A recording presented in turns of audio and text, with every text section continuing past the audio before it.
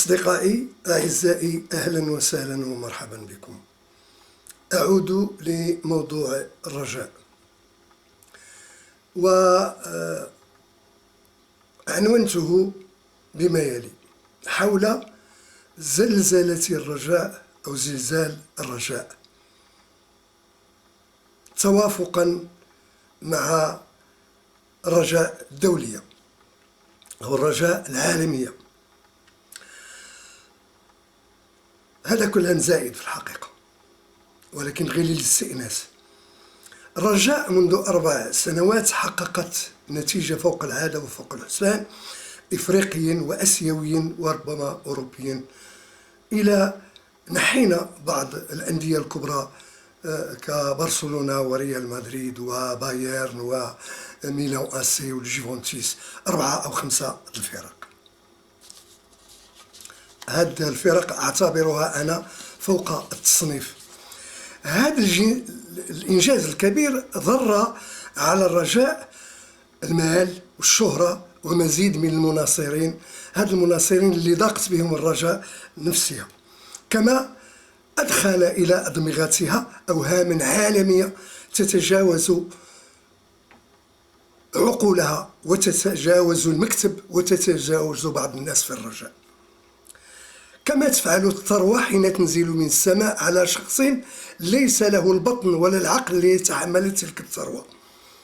وكنذكروا من سنوات سابقة اللاعب الدولي المغربي الحضريوي لما مشى بمليار ديال السنتيم الفريق في البرتغال. ملي مشى لذاك الفريق لعب شي بعض المباريات في الموسم وتم غبر، مبقاش كيبان الحضريوي لا دوليا ولا مع الفريق ديالو، لان دهاتو هذاك الكميه ديال الفلوس ما عرف ما يدير بها لا عقليا ولا تدبيرا. على كل حال الحضريوي راه جامع راسو، باقي جامع راسو، الله يعاونو، وهو لاعب ماشي من باب النقد، ولكن عطيتكم مثال. المهم الحضريوي ما بقاش كويري، هذا هو المهم من بعد ما خدا المليار. من هنا تولد واحد التيمور سرطاني في بدن الرجاء. هذا التيمور ظهر في هذه أكثر من سنة تقريبا مع بودريقة أو بجانب بودريقة أو وراء بودريقة إلى آخره. هو لم يطيح ببودريقة فقط، وإنما أطاح بالرجاء، وهذا هو الخطير، وفتح أركان تناول الرجاء من جميع الجهات. حول الرجاء إلى جوطية في التسيير، وجوطية في الفهم المغلوط، وجوطية في الدفاع عن الرجاء بطرق غير معقولة، وجوطية في النتائج المتذبذبة. أنا أدعي أن الرجاء اليوم ضحية موجات من التبني تحت سقف كومة من المعارضات أو المؤاخذات.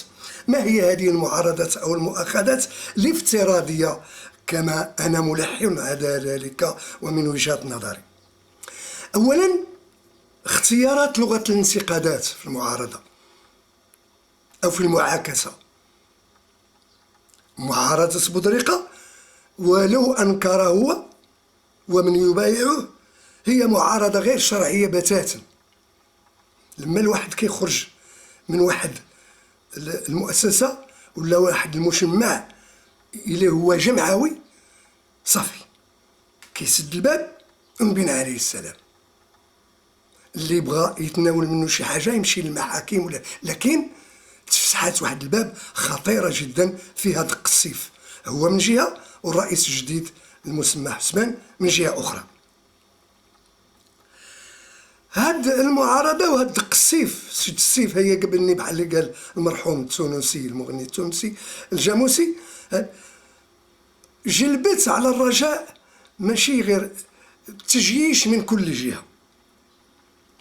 إذن قلنا فتحت على الرجاء معارضات ومؤاخذات، أولها كما بودريقة كما قلنا، واللي مشى له هو ولا الخصم ديالو في اتجاهات خاطئة، خلاو المؤسسة وخلاو المكاتب وخلاو القانون ومشاو الأمور فيما بينهم، وهذا الشيء غداتو الصحافة، ماشي غير غداتو، شعلاتو، نوضات فيه العافية، جعلت منه حروب كونية.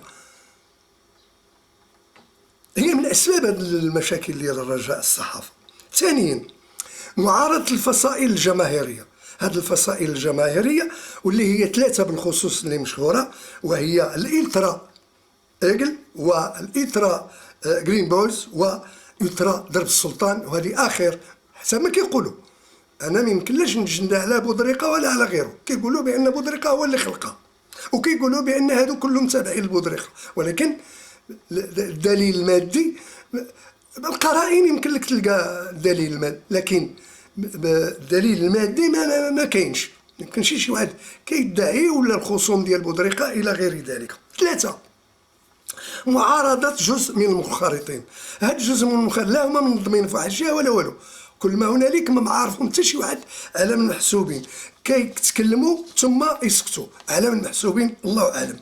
اربعه معارضه فاخر، هادي شحال واحد ما كيتكلمش عليها، ولكن واحد الصحفي في مارس العماري كان اجراء الصحفيين واشجعهم، لانه قال محمد فاخر وصحابه انتم كتضروا بالرجاء، وما خصش محمد فاخر يقول الرجاء بان الرجاء بيتي.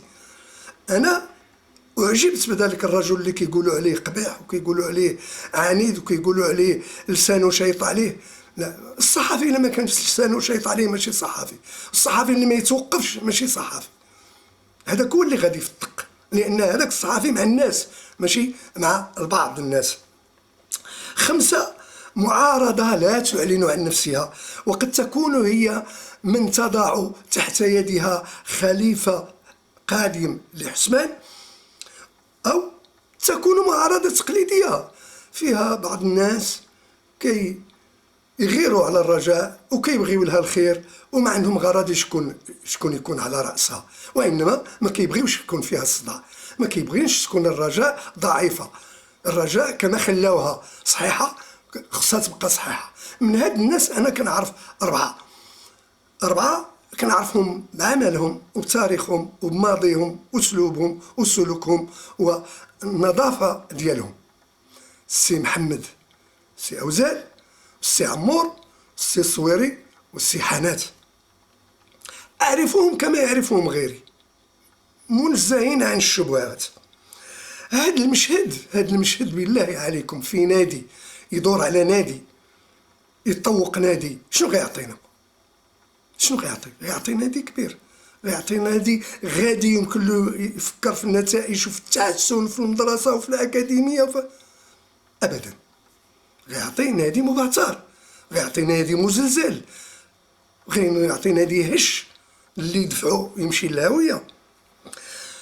يعطينا مساءله للتسيير في غير محلها وغير منظمه وغير مقنعه.